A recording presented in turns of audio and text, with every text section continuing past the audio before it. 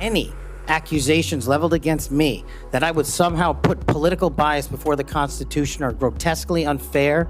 And I will have you reminded that I have been endorsed by over 300,000 law enforcement officers to become the next director of the FBI. Let's ask them.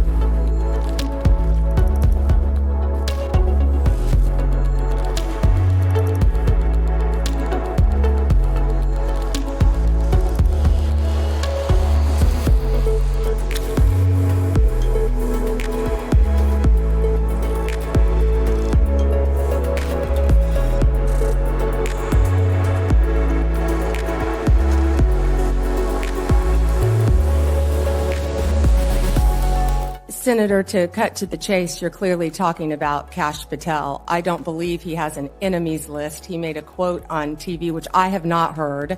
I saw your sign, or Senator Durbin's sign, about Kash. But I know that Kash Patel has had 60 jury trials as a public defender, as a prosecutor. He has great experience in the Intel Department, Department of Defense. I have known Kash, and I believe that Kash is the right person at this time for this job. You'll have the ability to question Mr. Patel. And I'm questioning you right now about whether you will enforce an enemies list that he announced publicly on television. Oh, Senator, I'm sorry. There will never be an enemies list within the Department of Justice.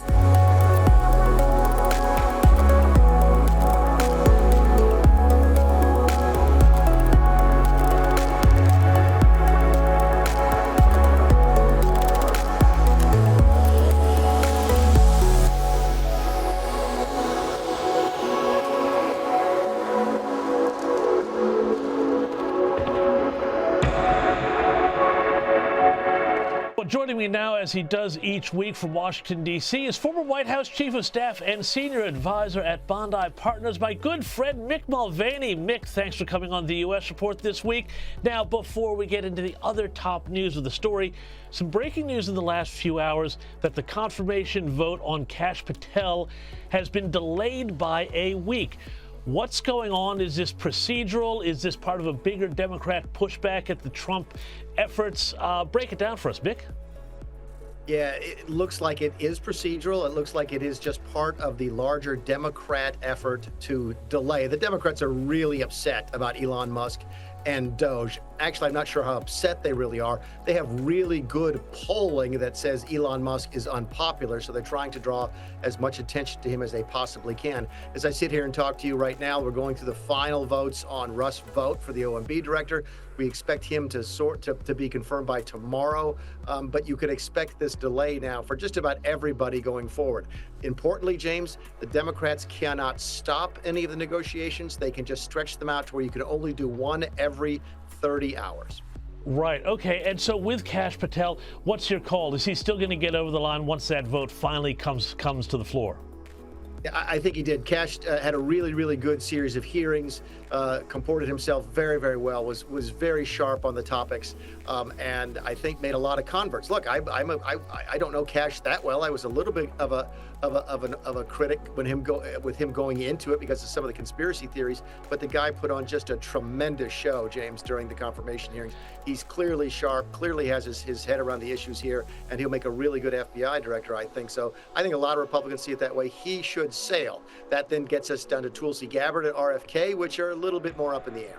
I agree. Those two are dicey, but Kash Patel really impressed. Now, I got to say, though, with this Doge stuff, I have been absolutely amazed by the breakneck velocity with which Elon Musk and his team of programmers and experts have been getting into the system. And as I discussed at the top of the show, the amount of graft and waste and bizarre things that money is going to, well, it's been amazing to see them tear it all up, but it's also been amazing to see where American taxpayer dollars have been going. What do you make of it?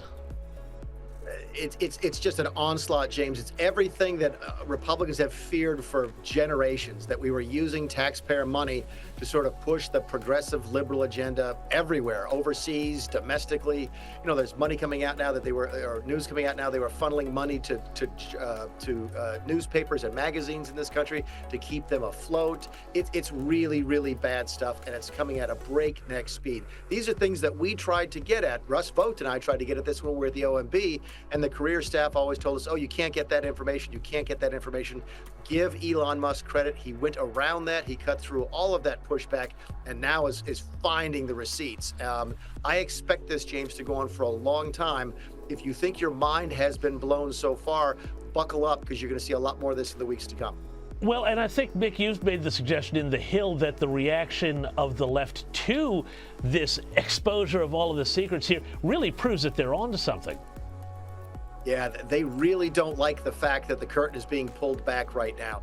They thought they thought these things were secret. They thought they would go on forever. I mean, James, we're hearing about, payments to individuals, payments to campaigns for Democrats.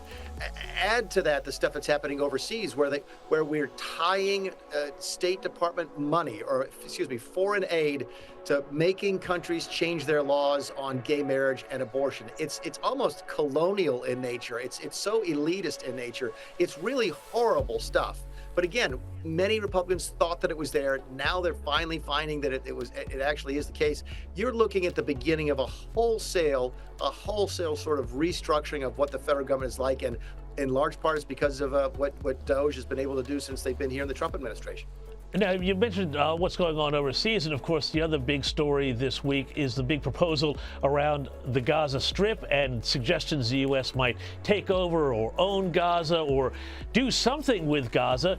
Now, there's been an awful lot of controversy around this, but Mick, nothing that we've done for decades about Gaza and this conflict has worked. I kind of feel like Trump deserves some credit for thinking outside of the square on this. Yeah, James, I got asked, was this a negotiating tool or was it a way to sort of throw out a new idea? And it's sort of all of the above. Look, the place has been a difficult place for a long, long time, and it's just going to be more difficult going forward. I had dinner last night with some folks from the U.S. military here, and they expect that it could take between 5 and 10 years just to clear the area of the unexploded ordnance. Think about that for a second. Before you can even begin to think about rebuilding in a safe fashion, 5 to 10 years of removing all the bombs and explosives that are still lying on the ground in Gaza. This is a monstrous undertaking that we're looking at. So look, did Donald Trump probably get ahead of himself a little bit? Yeah, he spoke to the Senate here yesterday, and I think the Senate sort of reeled him back in a little bit, making it very clear that there was no support here in our government for any dollars going to Gaza or any soldiers going to Gaza. So we are going to continue to look at the options, give Donald Trump credit for at least throwing one out there, but I don't think anybody knows what Gaza looks like for the next decades to come. Well, yeah, I mean, this is something that I want to ask you about, too, because an awful lot of MAGA supporters of Trump, they said, no more stupid wars. That's what we're getting out of here. And the potential here for this sort of, well, call it what you want. Some people will say imperialism. That has a lot of dirty connotations these days. But, that sort of boots on the ground thing, we saw how that worked in Iraq. I just feel like there's a lot of risk here, Mick. There is. Listen, the one thing, I thought a lot of Republicans agreed on was that we don't do nation building very well. And that's sort of what Trump rolled out. So, yeah, look, there's a lot of Republicans. I was one of them, sort of reeled back and said, I'm sorry, did he just say we're going into Gaza for the next 15 or 20 years? Again, I don't think there's going to be a lot of support for that. I think he recognizes that. Look, Donald Trump sometimes free thinks, and he'll float trial balloons, and I think that's probably what this was. honestly, I think it was anybody. It was probably Jared Kushner's ideas behind the scenes that you saw sort of filtering up to the surface. He had tremendous success when it came to the Abraham Accords. I'm not sure the same approach sort of works in Gaza, given the extent of the devastation there. But at the end of the day, James, look, nobody's got a silver bullet on what to do about Gaza. If we did, we would have shot that bullet a long time ago. Absolutely right, Mick. Thank you so much for your time, as always.